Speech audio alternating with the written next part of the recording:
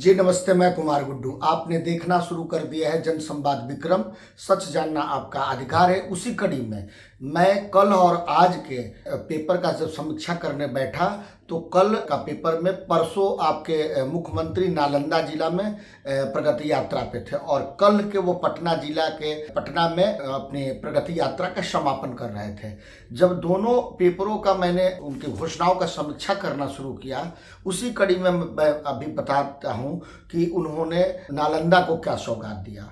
तो उन्होंने 820 करोड़ 72 लाख की सौगात 263 योजनाओं के शिलान्यास और उद्घाटन किया नालंदा जिला में। और उन्होंने जो सबसे प्रमुख चीज़ दिया वो आप ध्यान दीजिए, उनका ही कहना था 7 निश्चय योजना पार्ट 2 में उनका जो प्रमुख बिंदु था उसमें सबसे बड़ा ये था कि गाँवों को रोशनी से रोशन किया जाए, स्ट्रीट लाइट लगाया जाए, और दूसरा खेतों तक सिंचाई का पानी पहुंचाने का काम तेजी से किया जाए। ये 2 योजनाएं थी। उस योजनाओं को आगे बढ़ाते हुए उन्होंने नालंदा को दिया, सो देख लीजिए। मुख्यमंत्री नीतीश कुमार ने घोषणा की कि नालंदा के सरमेरा में कृषि अनुसंधान केंद्र खोला जाएगा। याद रखिए, नालंदा में ही खेल का भी स्टेडियम बनेगा, नालंदा में भी आयुध कारखाना बनेगा, नालंदा में ही पर्यटन का भी केंद्र बनेगा, नालंदा में ही कृषि अनुसंधान केंद्र बनेगा। ठीक है। और उसी क्रम में आगे देखिए कि उन्होंने उसी से जुड़े हुए सिंचाई वाली व्यवस्था को उन्होंने कैसे वहां खड़ा करने की बात कहा है। उसी में 95 सिंचाई योजना का जीर्णोद्धार कर विकसित किया जाएगा। मुख्यमंत्री ने गुरुवार को नालंदा जिले के प्रगति यात्रा में कई अहम योजनाएं घोषणा की। उसी कड़ी में वो बरगनिया पैन का जीर्णोद्धार करने की बात कही। उसके बाद कराए पर सुराय, हिलसा एवं गंगरसराय एवं इस्लामपुर प्रखंडों में लोकाइन नदी के तटबंध पर कटाव निरोध कार्य किया जाएगा। मकनपुर के धमौली तक अधियारी नदी के गाद उड़ाही एवं नूरसराय महनौद प्रखंड में 8 स्थानों पर एंटी फ्लड स्लूट लाइट गेट का निर्माण किया जाएगा। और बिहार शरीफ में पचाने नदी के कौसका घाट को रिवर फ्रंट के रूप में, मतलब सिंचाई की भी व्यवस्था बढ़िया हो और वहां पर्यटन की भी ख्याल रखा गया है। और इसी कड़ी में जब हम आप कल पटना के प्रगति यात्रा के समापन के दौर में उनकी बातों को जब देखना शुरू किया तो पेपर में आज मुख्य पृष्ठ पर दोनों दैनिक भास्कर और हिंदुस्तान में छपा है कि श्री मुख्यमंत्री श्री नीतीश कुमार जी के प्रगति यात्रा पटना विकास की ओर बढ़ते ऐतिहासिक कदम।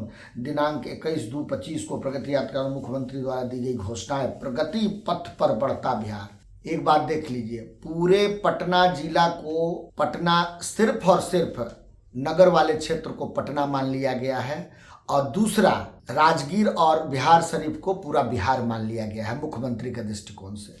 ये पूरे इतने लंबे पेपर में जब आप देखना शुरू करेंगे पटना के लिस्ट का, तो इसमें से 60% दानापुर में योजनाएं हैं और कुछ योजनाएं 10-20% दीघा के क्षेत्र से है और कुछ पटना में है। और अब पटना जिला ग्रामीण के क्षेत्र में जब आप उसको देखना शुरू करेंगे तो पटना जिला के विक्रम प्रखंड को अगर 1404 करोड़ रुपए की योजना घोषणा की गई है तो हमारा हिस्सा उसमें 70-80 करोड़ बनता ही है। और सिर्फ 13 प्रखंडों को अंचल कार्यालय के निर्माण की बात कही है। उसी क्रम में विक्रम में भी एक योजना वो दी गई है, और दूसरा एक योजना देके और दूसरे आपके आर्थिक और बाजार की जो दशा है वो बहुत हद तक टिका हुआ है निबंधन कार्यालय पे, विक्रम निबंधन कार्यालय पे।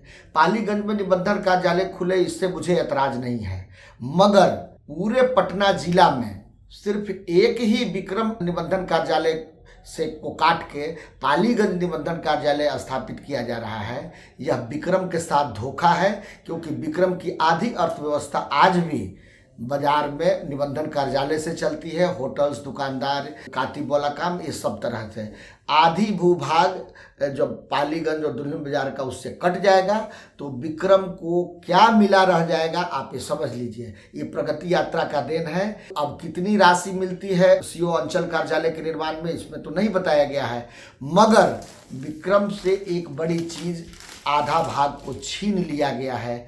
यह याद रखिए कि ये विक्रम के साथ नीतीश कुमार ने अपने 20 साल के कार्यकाल में, मुख्यमंत्रित्व के कार्यकाल में विक्रम को कुछ भी देने का काम नहीं किया है।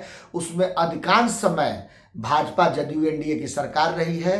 भाजपा से जुड़े हुए नेताओं ने भी कभी इस बात को नहीं प्रश्न उठाया और जो विपक्ष की राजनीति करते हैं उन्होंने भी इस बात को कभी नहीं उठाया। विक्रम की दुर्गति इसीलिए है कि ना आपका नेता सदन में बोलने में सक्षम है और ना ही आपका नेता विपक्ष पे सड़क पे खड़ा होने के लिए सक्षम है। आप समझिए, मैं विक्रम की जनता पे छोड़ना चाहता हूँ कि क्या वो इस बात के अधिकारी नहीं थे कि उनको भी 70-80 करोड़ की योजनाएं विक्रम को दी जाती। विक्रम में सरमेरा में कृषि अनुसंधान केंद्र अगर खोला जा रहा था, वो पाइन की और नदियों के जीर्णोद्धार की बात की जा रही थी, तो क्या विक्रम को के नहर के में पानी लाने के लिए इंद्रपुरी बराज के गाद को हटाने की काम नहीं किया जा सकता था? क्या आपके विक्रम में कृषि फार्म का बहुत बड़ा लैंड है, नवतपुर के कृषि फार्म में बहुत बड़ा लैंड है, क्या यहाँ अनुसंधान केंद्र नहीं खुल सकता था? मतलब कि मुख्यमंत्री जी और हमारे उप मुख्यमंत्री जी दोनों से मेरी गुजारिश है कि विक्रम को इस नज़रिए से नहीं देखिए, क्योंकि विक्रम ही ऐसा जगह है जो आंख मूंद कर लालू जी के जंगल राज से मुक्ति दिलाने में आपको बहुत बड़ा सहयोग किया था, आज भी करता है। आंख मूंद के हमारे बच्चे आप पे भरोसा करते हैं, मगर आप उनका गला काट रहे हैं, उनके अधिकार को छीन रहे हैं।